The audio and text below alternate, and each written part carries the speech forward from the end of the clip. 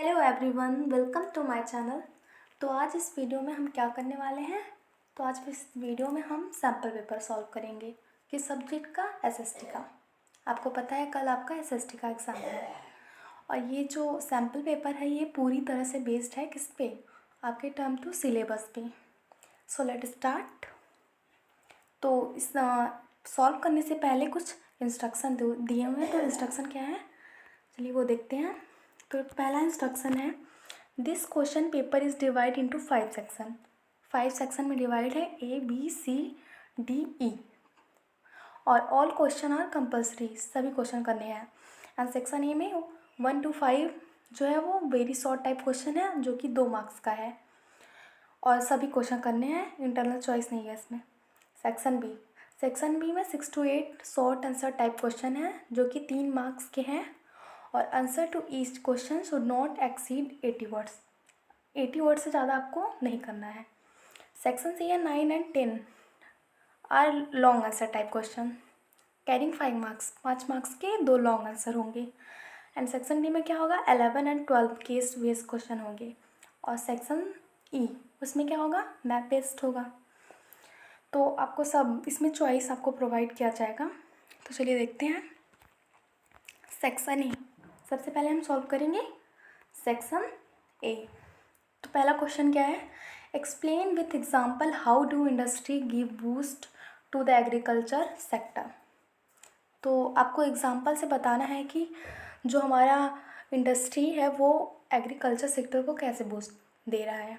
Boost मतलब हमें पता है जो industries and agriculture go hand in hand. क्यों चलती हैं? क्योंकि जो एग्रीकल्चर है वो रॉ मटेरियल प्रोवाइड करती हैं इंडस्ट्रीज़ को और इंडस्ट्रीज़ जो इक्विपमेंट होते हैं वो प्रोवाइड करती हैं एग्रीकल्चर को। तो let's see answer. Industry give boost to agriculture sector in the way as mentioned below. First, there are agro based industries such as cotton, woollen, jute, edible oil that get their raw material from agriculture. तो वही मैं जो बताई वही लिखा हुआ है कि जो इंडस्ट्रीज़ मतलब जो कि एग्रो बेस्ड इंडस्ट्री है वो अपना रॉ मटेरियल कहाँ से लेंगी, एग्रीकल्चर से ही लेंगी। जैसे कि वूलन हो गया, जूट, एडिबल ऑयल हो गया। And second, in return these industries sell their product such as irrigation pumps, fertilizers, insecticide, PVC pipes and many other things to the farmer.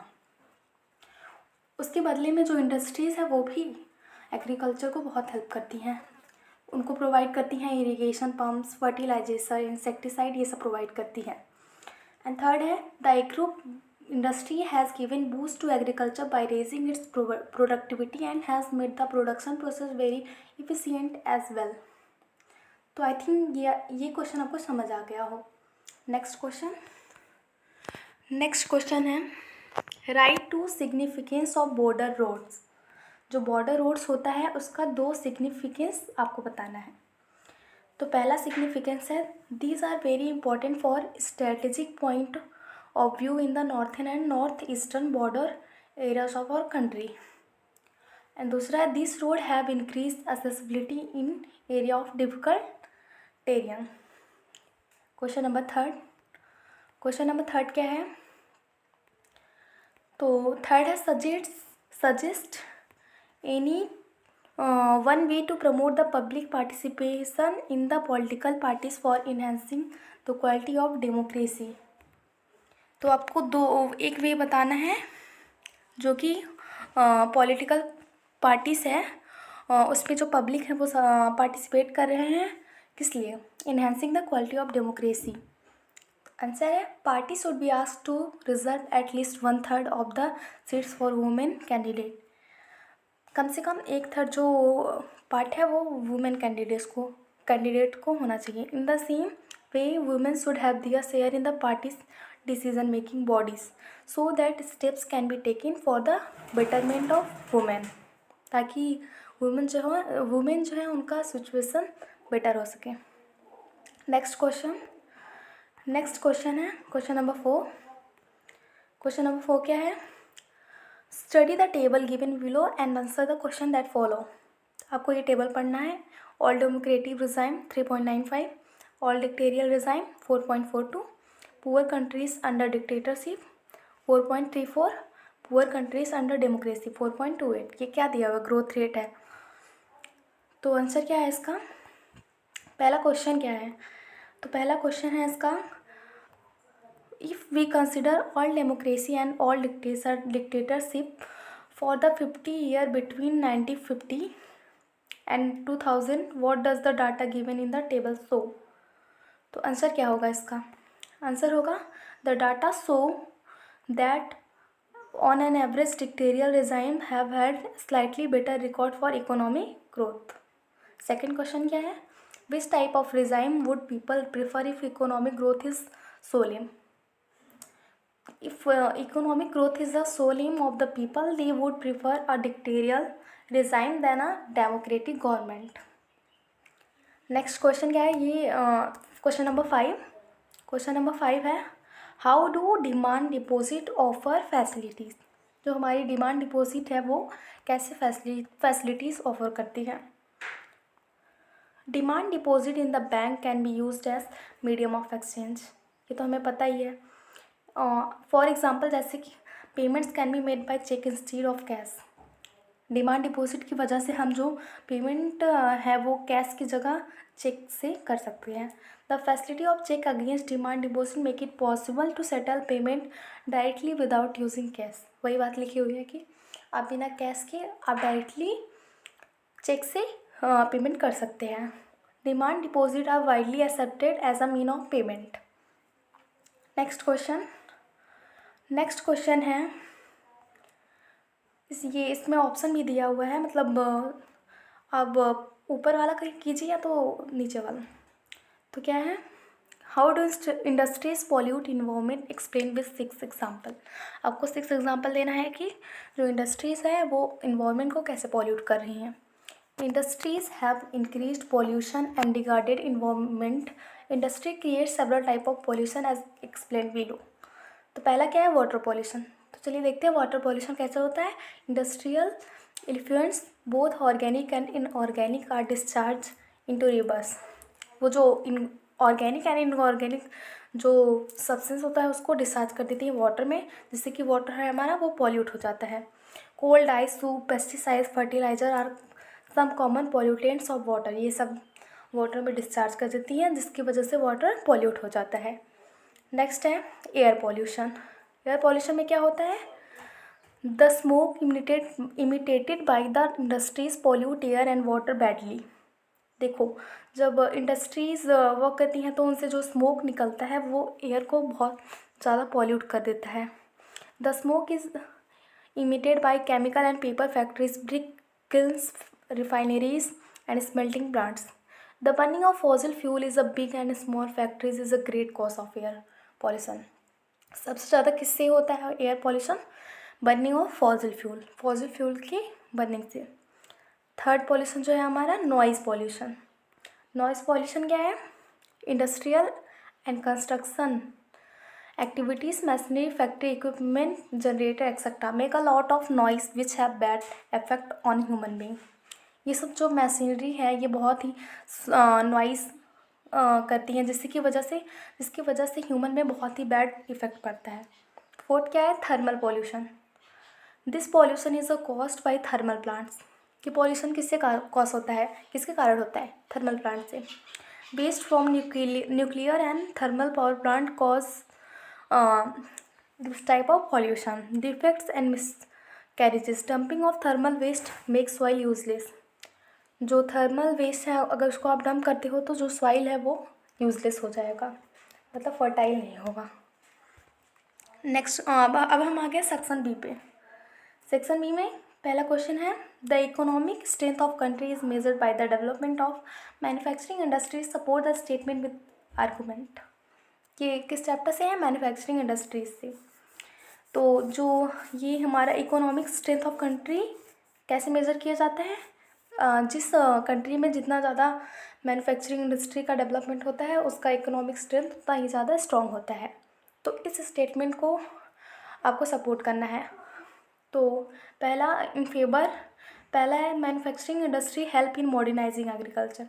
Agriculture को मॉडर्नाइजिंग करने में इंडस्ट्री हेल्प करती है। ये industry को बहुत सारी इक्विपमेंट, फर्टिलाइज़र बहुत नई नई चीज़ें प्रोवाइड करती हैं, जिससे कि एग्रीकल्चर मॉडर्नाइज होता है। उसके बाद क्या है, they reduce heavy dependence, more than half of worker in India are still insured in the primary sector. देखो, जो लोग हैं वो सबसे ज़्यादा किस पे डिपेंड है, प्राइमरी सेक्टर मतलब एग्रीकल्चर पे। तो इंडस्ट्री जो होती हैं वो बहुत ही ज़्यादा एम्प्लॉयमेंट प्रोवाइड करती हैं, और वो रिड्यूस करती, मतलब they reduce heavy dependence of people on agriculture sector to providing them jobs. वो सेकेंडरी एंड टर्सरी सेक्टर में उनको जॉब प्रोवाइड करके जो हैवी डिपेंडेंस है एग्रीकल्चर पे उसको रिड्यूस करती हैं। They provide jobs in secondary and tertiary sector, वही सेम लिखा हुआ है।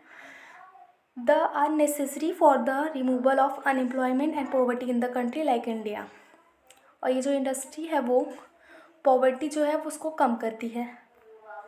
क्यों, कैसे कम होगा, क्योंकि एम्प्लॉयमेंट जब प्रोवाइड करेंगे तो जाहिर सी बात है पॉवर्टी कम होगा ही। एंड उसके बाद क्या है, they bring down regional disparities by establishing industry in tribal and backward area. यानी कि रीजनल डिस्पैरिटीज़, मान लो एक एरिया में बहुत ही अमीर लोग रहते हैं और एक एरिया में जो बहुत गरीब लोग रहते हैं, तो ये इनको कम करता है। कैसे करता है, इंडस्ट्री को सेटअप करता है। इंडस्ट्री सेटअप होगा तो ग्रोथ होगा ही, तो इससे वो जो बैकवर्ड एरियाज़ हैं उसमें वहाँ पर इंडस्ट्री इस्टेब्लिश करके रीजनल डिस्पैरिटी कम करता है।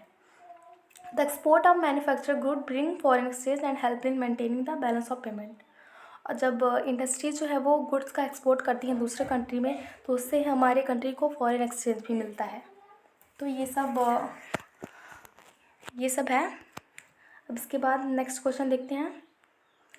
नेक्स्ट क्वेश्चन है आपका क्वेश्चन नंबर 7। क्या है, efficient mean of transport are prerequisites for fast development of the country, support the statement with example। तो पहला क्या है, movement of goods and services from supply location to demand location necessity the need of transport. अब जो goods है उनके हाथ पैर तो नहीं है कि अपने आप चले जाएंगे, तो जो ट्रांसपोर्ट होता है वो हेल्प करता है एक सप्लाई लोकेशन से डिमांड लोकेशन तक पहुंचाने में। दूसरा, the pace of development of country depend upon the production of goods and services as well as their movement over space. उसके बाद क्या है, transportation help in the development of all 3 sectors, primary, secondary and tertiary. Therefore efficient mean of transportation and communication are prerequisite for fast development. दोनों ही जरूरी है, transport भी और एंड कम्युनिकेशन भी।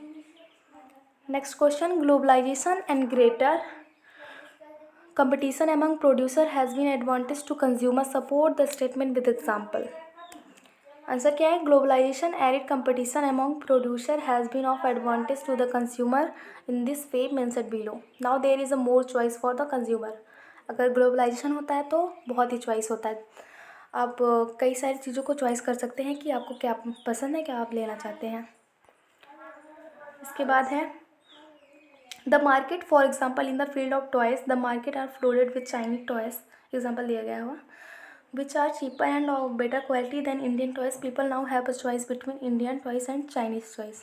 अगर मार्केट में चाइनीज़ टॉयज़ भी आते हैं और उनकी क्वालिटी जो है वो इंडियन से अच्छा भी होता है और कम पैसे में भी होता है, मतलब लो प्राइस पे होता है, तो अब लोगों के पास 2 चॉइस हो जाएगा, Indian toys and Chinese toys.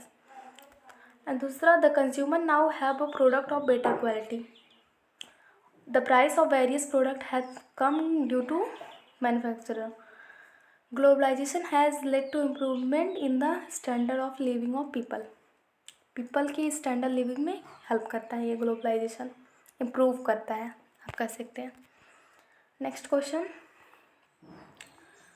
Question है, वेट 7 हो गया ना आपका, 8 भी हो गया। एंड इसके बाद तो सेक्शन सी आता है। सेक्शन सी क्या है, highlight the reason for the growth of nationalist tension in the Balkan region before the first world war. Answer है इसका, the Balkan was a region of geographical ethnic variation comprising modern day Romania, Bulgaria, Albania, Greece, Macedonia, Croatia, Bosnia Herzegovina, Slovenia, Serbia, and whose inhabitants were broadly known as the slaves. इन सभी को क्या जाना जाता है? slaves. The spread of the ideas of romantic nationalism in the Balkan together with the disintegration of the Ottoman Empire made this region very explosive. All through the 19th century, the Ottoman Empire had sought to strengthen itself through modernization and internal reform, but with the little success. तो ये है इसका answer. इसके बाद third है, as the different Slavic nationalist struggle to define their identity and independence, the Balkan area become an area of intense conflict. तो इसमें conflict फैल गया. मैं जल्दी केवल आपको आंसर बता रही हूँ क्योंकि टाइम नहीं है आपको, बस केवल आपको खुद से समझ के करना है क्योंकि आपने पढ़ा ही होगा पूरा चैप्टर. अब ये और करके दिया गया है, इसमें चॉइस भी प्रोवाइड किया गया है. The middle classes played an important role in the non-cooperation movement in the cities. Explain why do you think that the movement slowed down in the cities? Movement जो है वो सिटीज़ में slow down क्यों हो गया, ये बताना है आपको. और जो मिडिल क्लास है वो एक बहुत अच्छा इम्पॉर्टेंट रोल प्ले करते हैं नॉन कोऑपरेशन मूवमेंट में, तो ये आपको बताना है. तो पहला, middle classes played an important role in the non cooperation movement in the cities.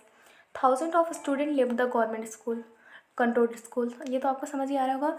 जो स्टूडेंट्स थे वो गवर्नमेंट स्कूल को छोड़ दिए.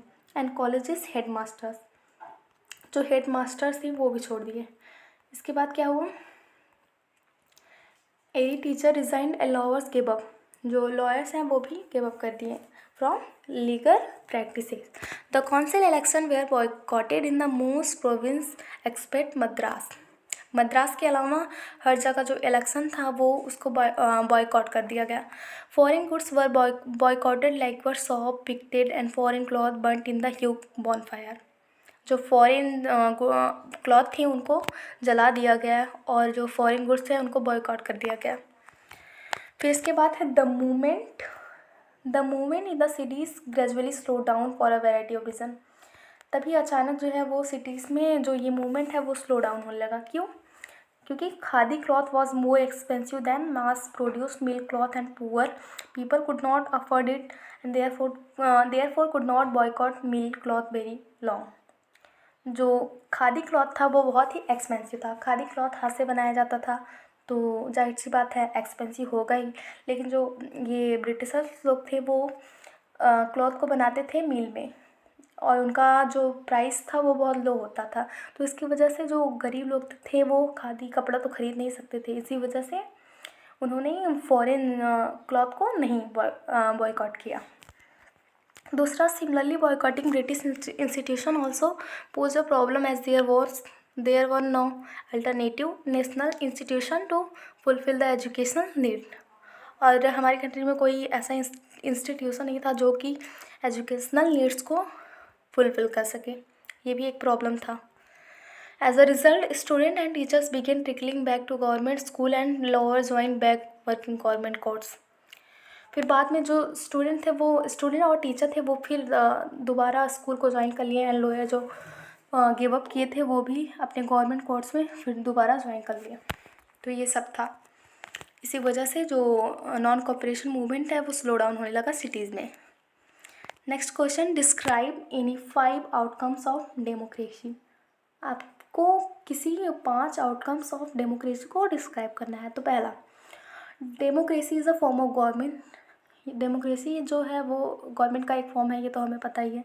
इन which the citizen have a right to elect their representative, जिसमें कि लोग अपने लीडर को खुद से इलेक्ट करते हैं ऑफ देयर ओन चॉइस, अपने चॉइस से. It is a people's own government, thus a legitimate government.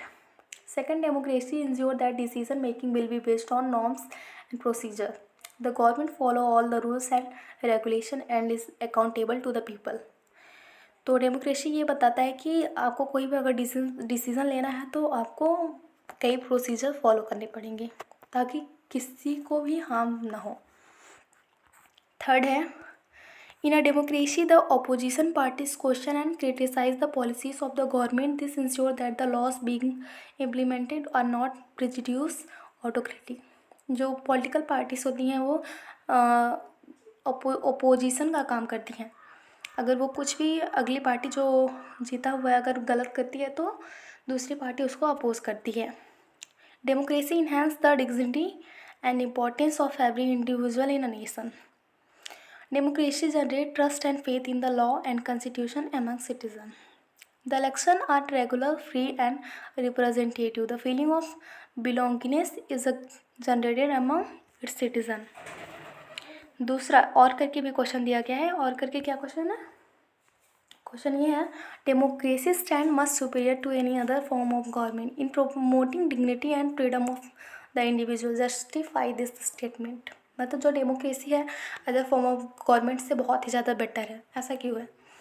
In this respect, democracy stands much superior to any other form of government in promoting dignity and freedom of individual. Following points can support this statement. पहला, democracy promotes quality among citizens. ये क्या promote करता है? Quality among citizen. Every citizen has equal right in democratic country. हर एक citizen के पास equal right होता है. In improve the quality of decision making because opposition parties play important role, and because in provide method to resolve conflicts. Every citizen has the right to go in courts. It also enhance the dignity of individual. It allow room to correct mistake, is an accountable, responsive, legitimate government. It reduce poverty. ये poverty को कम करता है. नए नए scheme लाता है जो कि लोगों के लिए प्रॉफिट हो. इसलिए जो पॉवर्टी है वो रिड्यूस होता है. Every citizen has right to work in democratic government. Also it accommodate social diversity as India is a secular state. All regional are equal here. The passion for respect and freedom are the basis of democracy. It gives dignity also in the case of women. Equal treatment to women are necessary ingredient of democratic society. सबसे ज़्यादा important ingredient क्या है democracy का? ये है कि women जो है उनको इक्वल ट्रीट किया जाए. सेक्शन डी क्या है? इसमें केस बेस्ड क्वेश्चन है, तो आप इसको पढ़िएगा. मैं आंसर इसका बता देती हूँ. पहला है, how did the peasant who gathered around Nehru near Raebareli behave when he addressed them. The peasant, ये है फर्स्ट क्वेश्चन आपका. तो peasant behaved as cool, calm and brave than men. They वे आर नॉट एक्साइटेड और angry. They hear Nehru speech peacefully. इसके बाद दूसरा question क्या है? दूसरा, to what extent do you feel that demands of the peasant of Raebareli were correct. तो इसका आंसर है, the peasant of Raebareli were strongly protest against about corruption, exploitation etcetera and held meeting at different places. They protested peacefully but British police opened fire to them. Third क्या है? Explain what did Nehru mean when he said I needed the lesson more than they. Answer है इसका, J.L. Nehru needed the lesson of non-violence more than the peasants. Nehru was angry, excited and overcome by violence for a moment, but the peasants were calm and peaceful. They were not angry or violent. अब इसके बाद एक state second है, ये भी आप अपने मन से पढ़िएगा. मैं इसको बताती हूँ question. Analyse the role of information technology in globalisation by giving 3 reason. IT enable the quick transfer of data, ideas globally. It plays a major role beyond national boundaries. It had made financial transaction very easy across the globe. Second question क्या है? Second question है, name an institution giving 3 reason. नहीं, name an institution which has an aim to liberalize the international trade. तो कौन सा institution है वो? WTO. WTO इसका फुल फॉर्म क्या है? अगर आपको पता है तो आप कमेंट बॉक्स में बताएंगे. This is your homework. तीसरा क्वेश्चन क्या है? How far has the institution responsible for free and fair trade succeed in its aim. Explain by giving 2 reason. तो WTO establish rules regarding international trade and sees that these rules are followed. But in practice, it is seen what the developed countries don't follow WTO rules. Written trade barriers where, on the other hand, developing countries are faced to remove trade barrier. Section E अब आता है. Section E क्या है? ये map है। On the given outline political map of India locate the following. तो पहला क्या है, पहला है हमारा the place where India National Congress session was held in 1927। मतलब इंडियन नेशनल कांग्रेस जहाँ हेल्ड किया गया था 1927 में, उस प्लेस को आपको लोकेट करना है। हमें पता है 1927 में कौन सा सेशन हुआ था, तो ये नागपुर मद्रास सेशन जो कि तमिलनाडु में हुआ था।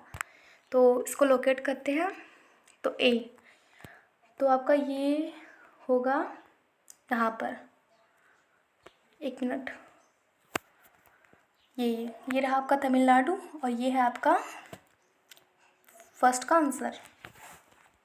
नेक्स्ट क्या है, रामागुंडम थर्मल पावर प्लांट कहाँ पर है? ये हमें पता है कर्नाटका में है। तो इसका लोकेशन कहाँ है?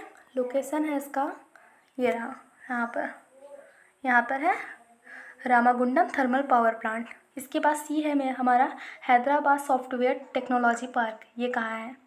तो ये हमारा ये भी कर्नाटका में है, यहाँ पर आप देख सकते हैं। इसके बाद इंदिरा गांधी इंटरनेशनल एयरपोर्ट, ये एयरपोर्ट कहाँ है? ये एयरपोर्ट पता है आपको दिल्ली में है। तो दिल्ली कहाँ है? लेट अस सी। तो आपको दिख रहा होगा ये डी पॉइंट, तो यही है हमारा दिल्ली। तो यहीं पर एयरपोर्ट होगा ये। सो अगर वीडियो अच्छा लगा, अगर आपके लिए ये वीडियो यूज़फुल रहा तो please like and subscribe, and thanks for watching.